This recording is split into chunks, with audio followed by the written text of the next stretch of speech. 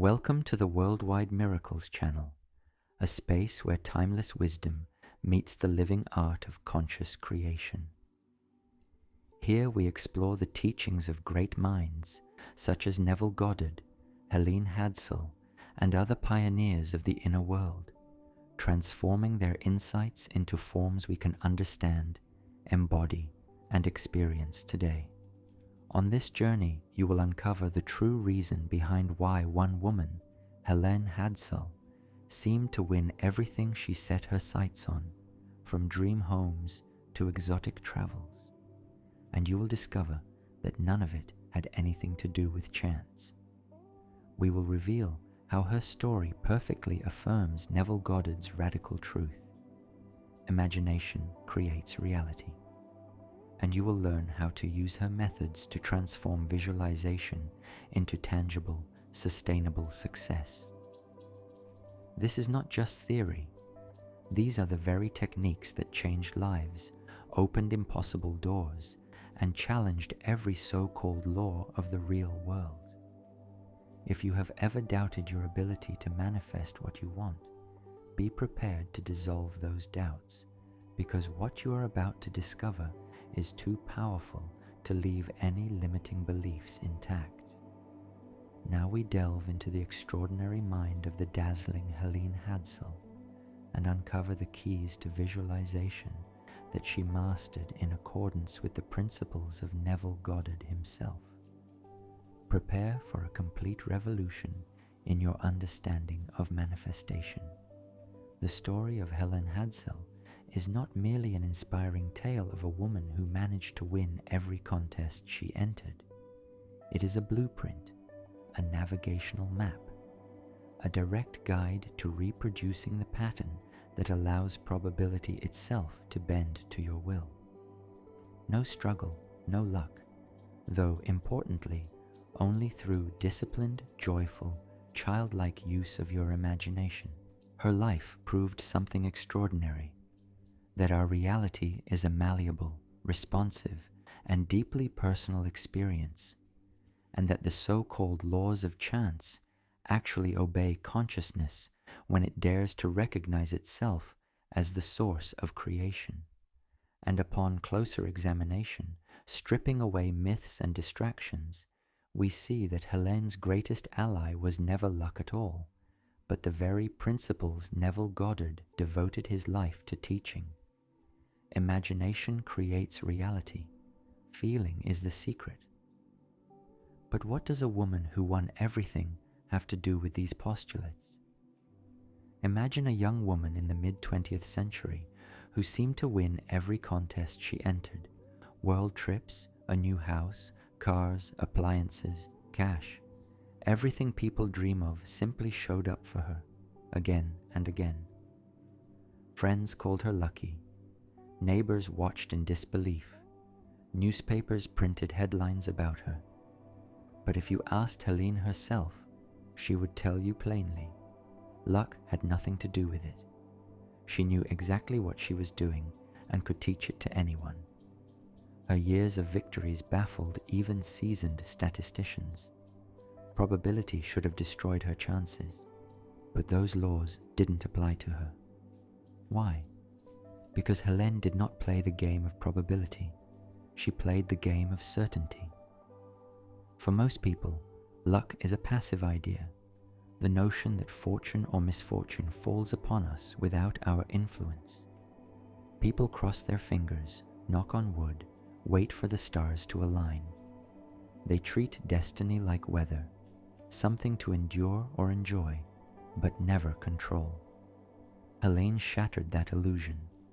She didn't wait for the wind to change. She decided where her wind would blow. She didn't wonder if she would win. She knew. This was not arrogance. It was the harmony of soul and intention. It was a deep, unwavering awareness that the desired reality already belonged to her in consciousness, and the physical world merely reflected that fact.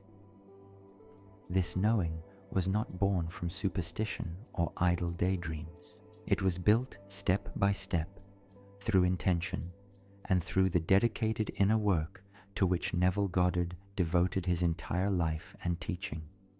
Neville's revolutionary method is directly traceable in Helene's SPEC technique, which she developed and popularized. The core of her approach aligns precisely with Neville's teachings, though she also regarded Norman Vincent Peale and Jose Silva as her mentors. Neville Goddard, however, was the most radical spiritual teacher of the 20th century. His message was deceptively simple: your imagination is God. The central conclusion of Neville's life's work is this: what you emotionally believe becomes your reality. He rejected the idea that we are powerless observers in a predetermined world. Instead, he insisted, everything you experience is born first in your consciousness. If you imagine it and feel it as real, it will manifest. Neville taught, the key is not visualization itself, but the sensory experience of the wish fulfilled, felt as an accomplished fact. To create life within, as though it is already done, on earth as it is in heaven. A state akin to sleep, relaxed yet receptive, just before drifting into the realm of dreams, was his favored gateway to this power. It is in that moment that the rational mind softens, the critic weakens, and the subconscious, the unseen architect of reality, accepts the seeds of belief as commands to materialize. How does all this relate to Helene Hadsell's astonishing winning streak? To understand it clearly, we must acknowledge an uncomfortable truth. Although lottery wins and contest victories may appear to be the simplest path to enrichment, they are simultaneously the least convincing examples of manifestation for most people. So prepare yourself for the truth that releases the pressure of waiting for your own big win. Friends, the lottery is merely a trinket, an amusement, a speck of dust, compared to the magnitude of prizes your own success story can deliver. Do not fixate on winning lotteries. Play for fun, enjoy the thrill, but never place that possibility at the center of your victories. Remember Neville's teaching. Do not think about how it will come. Know only that it is already delivered. Which method your subconscious, attuned to the universe, uses to deliver your order is not your concern. As for why Helen herself favored lotteries and contests, making this method her signature, the truth is that her victories became the ideal demonstration of Neville's law in action. She did not try to win. She knew that when she impressed her subconscious through daily sensory visualization, her results were inevitable. When Helene first discovered that her subconscious mind could bring her anything she desired, she chose a contest as her initial experiment. Her intention was so pure, playful, childlike, and free from tension or inflated expectations that on that very first try, she won a boat motor for her husband. That first victory became the anchor, the state, through which she manifested her first conscious success. Yet success stories from Neville Goddard, Jose Silva, Joseph Murphy, Joe Dispenza, and their thousands of students demonstrate a deeper truth. The lottery of life can deliver far more magnificent and unexpected paths to your desires. There are infinite ways for the universe to fulfill what you believe, what you accept, and what you live as already accomplished. Helene followed the core principles of the law of assumption, but chose to channel it exclusively into contests. In a sense, she limited the delivery route. Her SPEC method, which you can learn from other videos on this channel, is fully aligned with Neville's technique. First, you must choose exactly what you want to receive, where you want to be, and what experience you want to live. If you don't know precisely where you're going, You should not be surprised when you arrive somewhere else. Helene did not play guessing games with the universe. She was specific. If she entered a car giveaway, she did not simply hope to win. She chose the precise model, color, and features.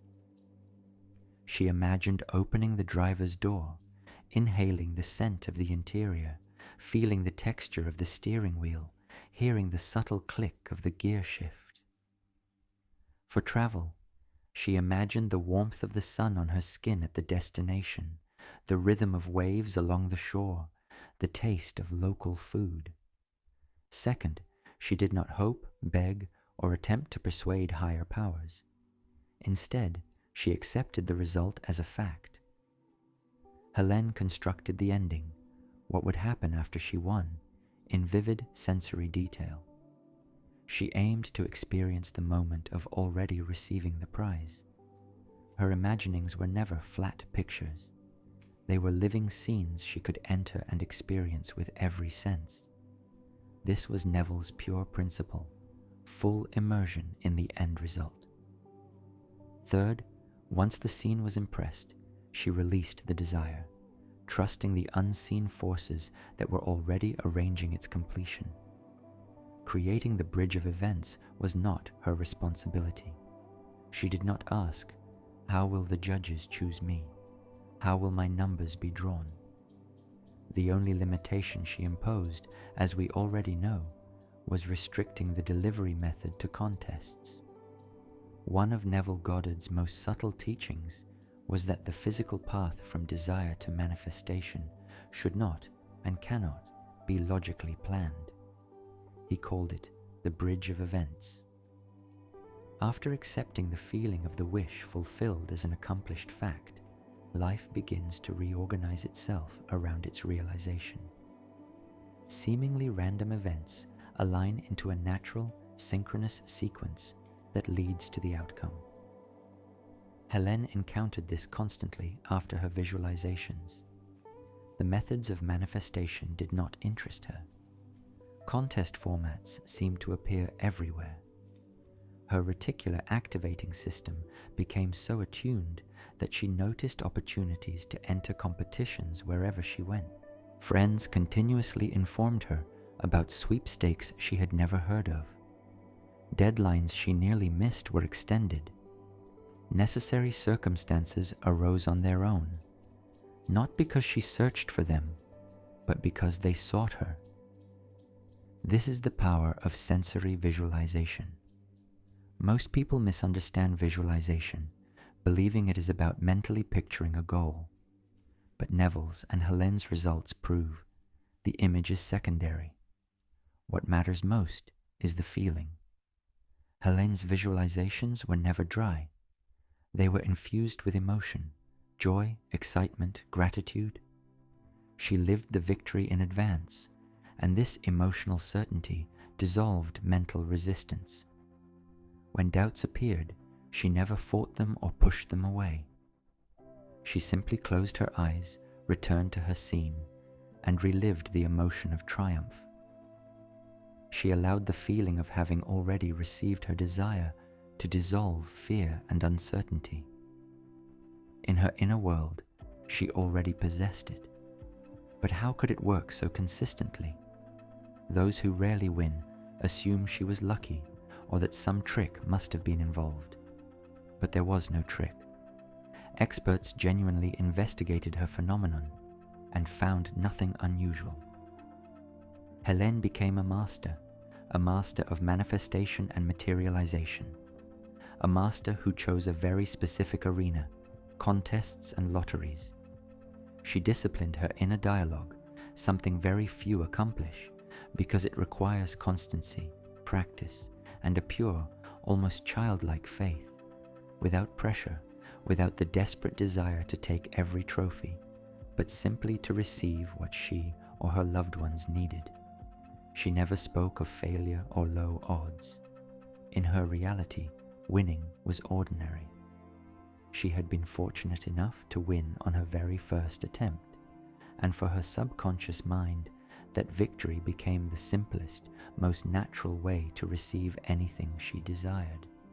so long as the right contest or sweepstake appeared. She lived with the knowledge that her success was inevitable, because in her mind it was already a fact. And this reflects Neville's core principle. The world is nothing but a mirror of your dominant beliefs. Change the belief, and the reflection must change. To the universe, it makes no difference whether your desire is big or small, whether you want a week-long vacation or an oceanfront mansion. The universe is simply an executor, precise, impartial, neither judging your desire nor urging you to aim higher than you believe. It never questions whether you are asking for too much. It responds only to the state in which you place your order and the state you maintain while it is being prepared and delivered.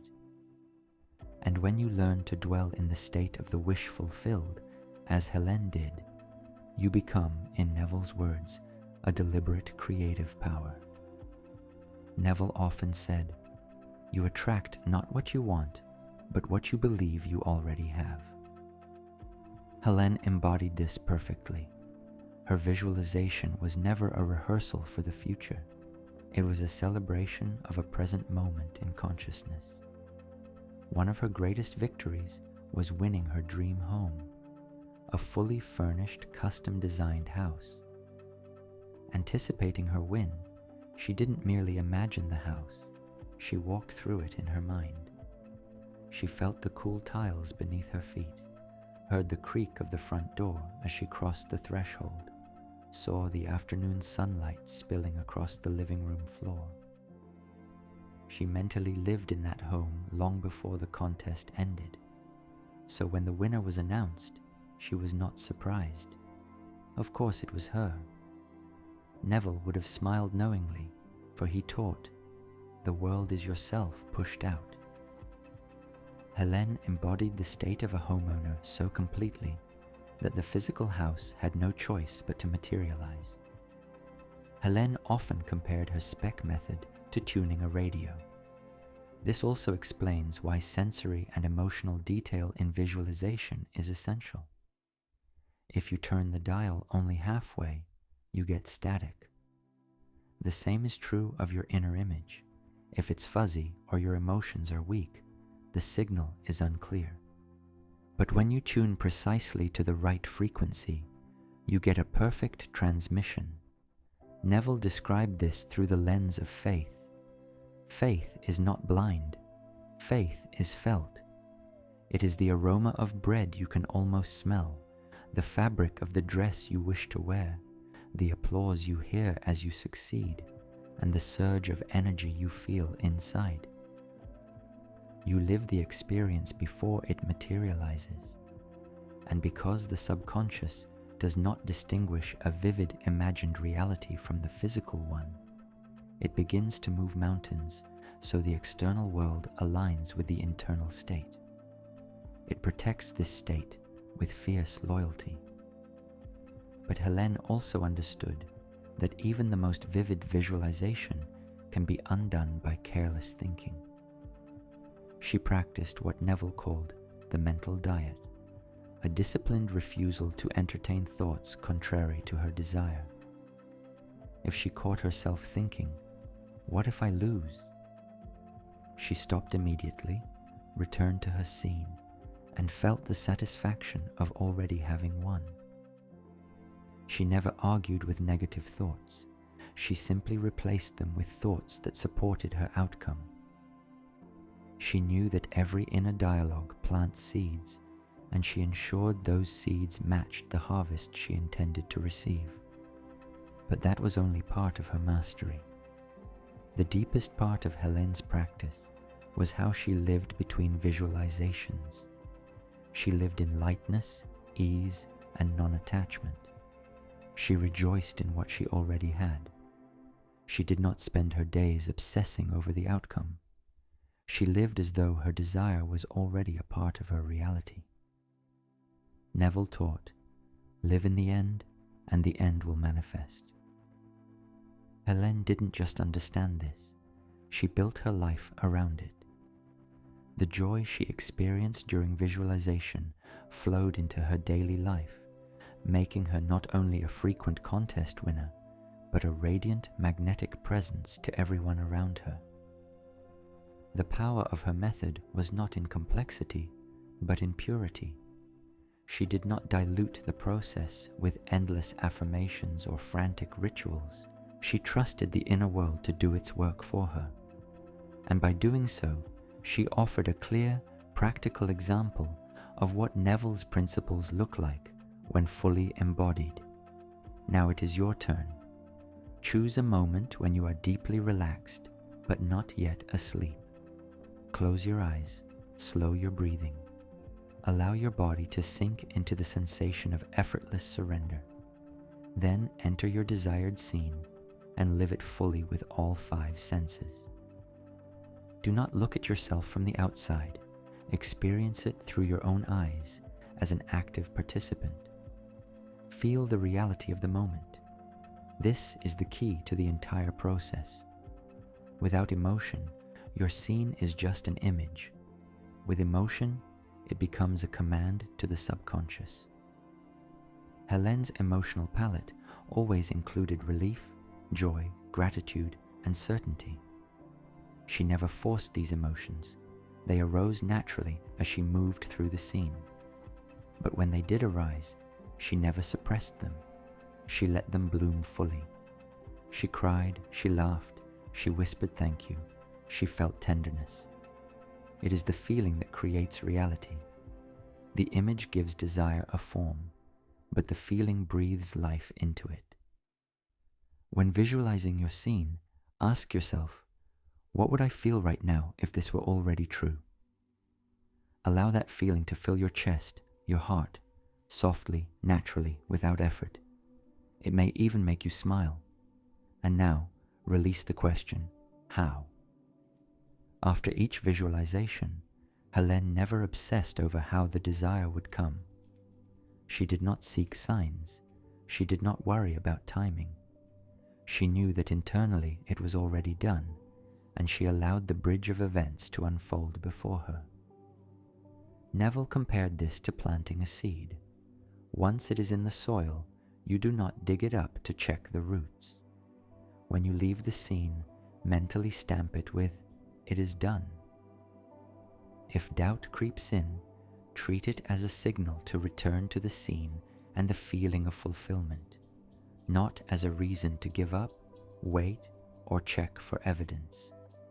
The gap between planting and harvest is where most people undo all their inner work. Helene knew this and watched her inner conversations vigilantly. She did not joke about failure. She did not entertain images of defeat. She did not confuse the delivery courier with mixed messages. Now it is your move. For the next 24 hours, observe every inner and outer conversation about your desire. If any thought contradicts the ending you have imagined, stop and replace it with your scene. Live in the end result. Helene didn't merely visualize, she carried her inner state into everyday life. She behaved as though she had already won. In her consciousness, it was already accomplished. Throughout the day, ask yourself, if this were already mine, how would I feel? How would I act? Then feel and act accordingly. Why does this system always work? The magic lies in the full synchronization of every level of your being, your thoughts, your emotions, and your identity, with the desired outcome. When all of them align, manifestation ceases to be a miracle and becomes a natural consequence. Helene's success was not random. It was the reflection of consistent internal alignment, refined through practice. When you believe you are someone who always attracts what you desire, you begin to speak, behave, and hold yourself differently today. That energy influences not only your mind, but the way others respond to you and the way events unfold around you. What truly happens is a shift from I want to I am, and a life free of attachment to the question, how? One of the deepest paradoxes Helene mastered was the balance between desire and non-attachment. She wanted things, but she did not need them desperately.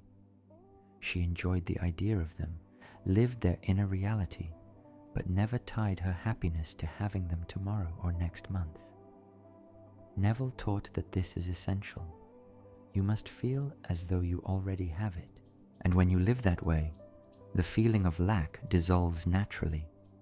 Where there is no lack, desire manifests effortlessly. If I don't win this now, something even better will come later. This was not her consolation. It was her genuine, immovable faith. And because of that faith, she never carried the heavy vibration of disappointment. When you live this way, manifestation no longer comes in bursts. Your entire reality begins to shift. Opportunities appear effortlessly. Relationships adjust to your higher self. Financial, emotional, and creative abundance flows naturally into your life.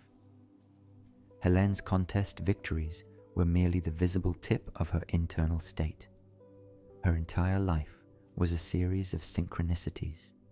Every event reflected her inner certainty. Consider it inevitable. Change your self-concept, and the world around you must change to match it. How do you move from techniques to a lifestyle?